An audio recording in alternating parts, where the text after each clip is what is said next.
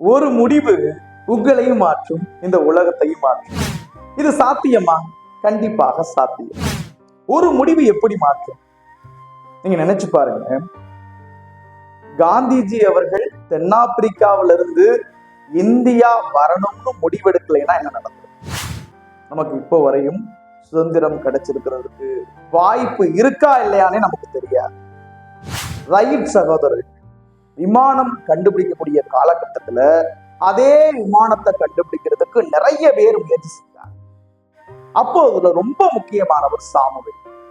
நல்ல ஒரு பெரிய பொறுப்புல இருக்கக்கூடிய நபர், பெரிய பெரிய கண்டுபிடிப்பாளர்களோடு மிக சிறந்த தொடர்பு இருக்கக்கூடிய நபர். அவரே ஒரு கண்டுபிடிப்பாளர். அரசாங்கமே அவருக்கு பணம் கொடுத்து இந்த விமானத்தை கண்டுபிடிக்கிறதுக்காக உதவி செய்யறாங்க. இத்தனை விஷயத்தையும் பார்க்கின்ற ரைட் சகோதரர்கள், நாம சும்மா சாதாரணமா சைக்கிள் கடை வச்சிருக்கிறோமே, நம்மளால என்ன பண்ண முடியும்? நாம விமானம்லாம் கண்டுபிடிக்க வேணாம் முடிவெடுத்திருந்தால் இன்னைக்கு நாம விமானத்துல பறக்க முடியுமா? அதே வேளையில தாமஸ் ஆல்வா எடிசன், அவர் சிறு வயதுல ஒரு குறிப்பை கொண்டு வந்து தாயார்கிட்ட கொடுக்கிறார். அவங்களுடைய ஆசிரியர் எழுதுனது, இந்த பையன் முட்டாள், இவனால கல்வி கற்க முடியாதுன்னு எழுதியிருக்கிற அந்த குறிப்பை அந்த தாயார் படிச்சுட்டு தன்னுடைய மகன்கிட்ட என்ன சொல்றாங்க? நீ மிகச்சிறந்த அறிவாளி, உனக்கு தகுந்த இடம் அது கிடையாது அப்படின்னு அன்னைக்கு சொல்லாமல் இருந்திருந்தால் இன்னைக்கு இந்த உலகத்துக்கு வெளிச்சமே கிடைச்சிருக்காது. அப்போ ஒரு முடிவு, ஒரு தனி மனிதன் எடுக்கக்கூடிய ஒரு முடிவு அவனுடைய வாழ்க்கையையும் மாற்றுது, இந்த உலகத்தையும் மாற்றுது. வேற யாராவது வந்து கண்டுபிடிச்சிருக்கலாம், கண்டுபிடிக்காம இருந்திருக்கலாம், இல்ல ரொம்ப காலம் கழிச்சு கண்டுபிடிச்சிருக்கலாம், எப்படி வேணாலும் இருக்கட்டும். ஆனால் அந்த முடிவு மாற்றியதா இல்லையா? அதே போலதான் நாம எடுக்கக்கூடிய முடிவு நம்மளுடைய வாழ்க்கைக்கு மட்டும் உதவி செய்யக்கூடியது கிடையாது, ஒருவேளை இந்த உலகத்தையும் மாற்றலாம். அதுக்குதான் அந்த முடிவை எப்படி எடுக்கணும், அது எப்படி சிறந்ததாக இருக்கணும். நான் சொல்லக்கூடிய விஷயத்த ரொம்ப கவனமா கவனம். ஒரு 4 வழி பாதை, நம்ம 4 வழிச்சாலையில நிக்கிற மாதிரி, நடுவுல நிக்கிற மாதிரி நினைச்சுக்கோங்க. ஒரு பக்கம் தேசிய நெடுஞ்சாலை போகும், அப்படியே கற்பனை பண்ணிக்கோங்க. இன்னொரு பக்கம் மண் பாதை போகுது, இன்னொரு திசையில ஒத்தையடி பாதை போகுது, இன்னொரு திசையில ரொம்ப கல்லும் முள்ளுமா இருக்கக்கூடிய பாதை இருக்கு. இந்த 4 பாதையில நீங்க எந்த பாதையை தேர்ந்தெடுப்பீங்க? கொஞ்சம் யோசிங்க, எந்த பாதையை தேர்ந்தெடுப்போம்?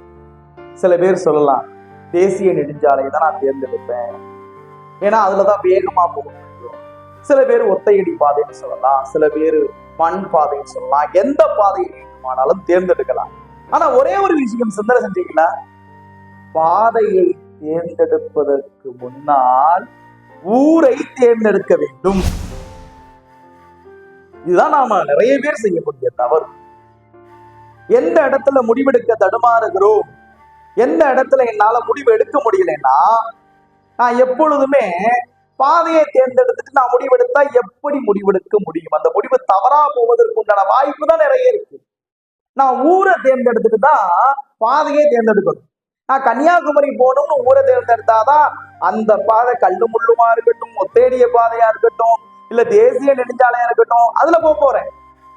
ஆனா சென்னைக்கு போற பாதையை தேர்ந்தெடுத்துட்டு அது நல்லா இருக்குன்ட்டு நான் கன்னியாகுமரி போகணும்னா எப்ப கன்னியாகுமரியை அடைய முடியாது. இதே போலதான் வாழ்க்கையில நிறைய முடிவுகளை நாம எப்படி எடுக்கணும் தெரியாமல் பாதையாக இருக்கக்கூடிய முடிவுகளை எடுத்துட்டு வழி தெரியாமல் தவித்து கொண்டு நிற்கின்றோம். அப்ப என்ன பண்ணணும்? என் ஊர் என்ன அப்படிங்கிற விஷயம் தெரிஞ்சா முடிவுகளை எளிமையாக எடுக்கலாம்.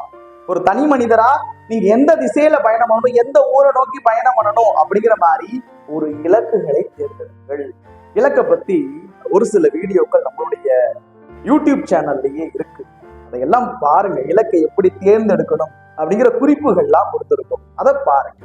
இந்த இடத்துல நாம பேசக்கூடிய விஷயம் முடிவு எடுக்கிறத பத்தி. ஒரு முடிவு எப்படிப்பட்ட மாற்றத்தை தாக்கத்தை ஏற்படுத்துது அப்படிங்கிறது தான் இந்த இடத்துல நாம பேசிக்கிட்டு இருக்கோம்.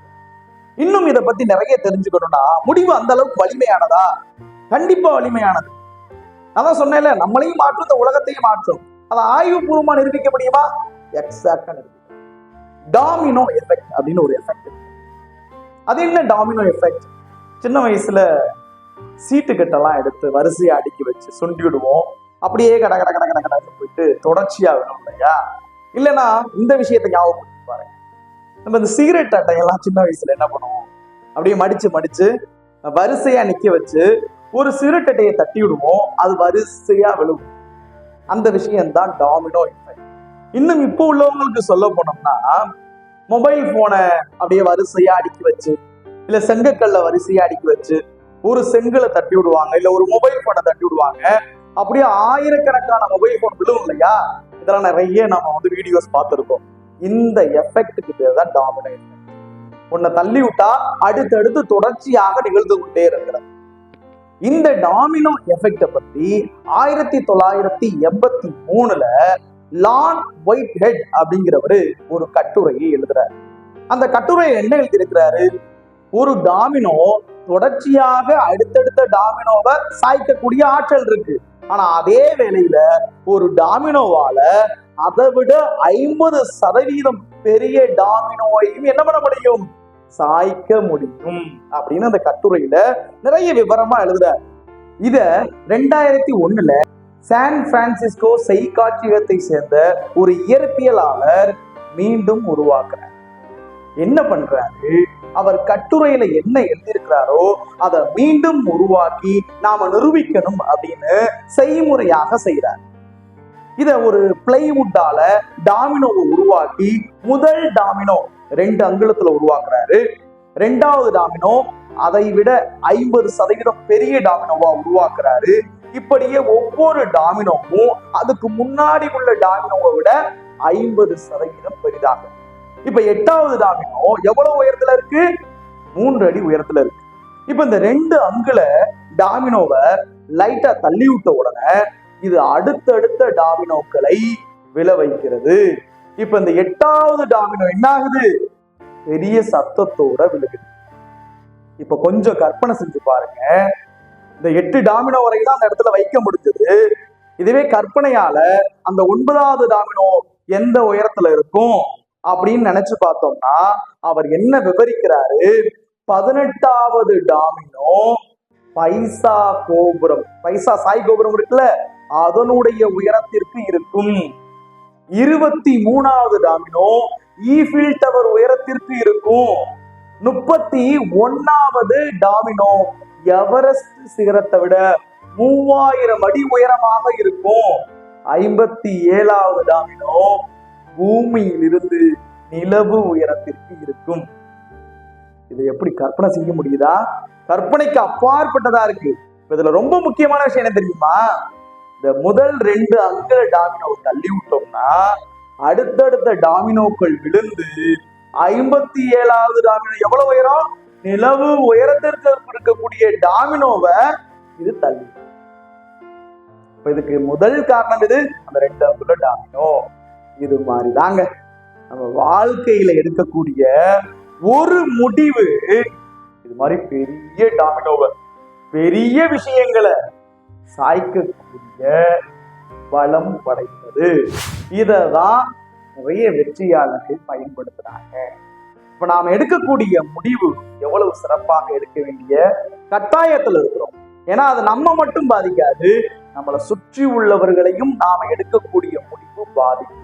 அப்ப எவ்வளவு கவனமா இருக்கணும். நமக்காகவும் வாழணும், நம்மை சுற்றி உள்ளவர்களுக்காகவும் வாழணும். ஏன்?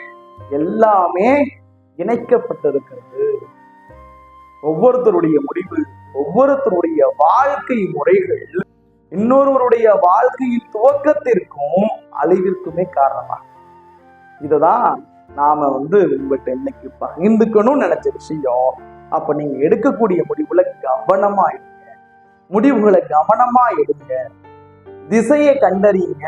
அந்த திசையை எப்படி கண்டறிய முடியும்? பாதையை எப்படி கண்டறிய முடியும்? முதல்ல ஊரை தேர்ந்தெடுங்க. அந்த ஊருங்கிறது என்னது? நீங்க போகக்கூடிய இலக்கு. அந்த இலக்கு சரியா இருந்துச்சுன்னா அதை சார்ந்து எடுக்கக்கூடிய முடிவுகள் எல்லாம் சிறப்பாக இருக்கும். அப்படி எதுவுமே இலக்கா வைக்கல, நீங்க எதையுமே சரியா முடிவெடுக்கலைன்னா தடுமாறி அந்த பாதையில் நிற்க வேண்டிய சூழல் இருக்கும். அப்ப நாம எடுக்கக்கூடிய ஒரு முடிவு நம்மளுடைய மாற்றத்திற்கும் அடுத்தவர்களுடைய மாற்றத்திற்கும் காரணமாக இருக்குது. அப்படிங்கிறப்ப அந்த முடிவை எவ்வளவு கவனமா எடுக்கணும்.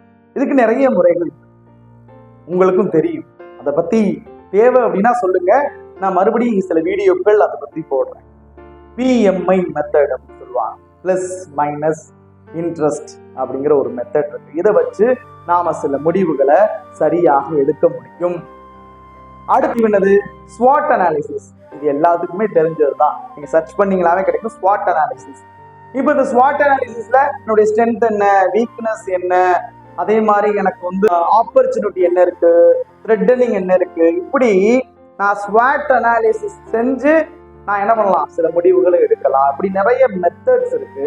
உங்களுக்கு மெத்தட்ஸ் தெரியணும்னா சொல்லுங்க, அதை பற்றிய வீடியோவும் அடுத்தடுத்த பதிவுகள்ல கொடுப்போம். நாம இந்த பதிவுடைய நோக்கம் முடிவு எவ்வளவு தெளிவா எடுக்க வேண்டிய கட்டாயத்துல இருக்கிறோம், எவ்வளவு கவனமா அந்த முடிவெடுக்கும் போது நாம இருக்கணும்.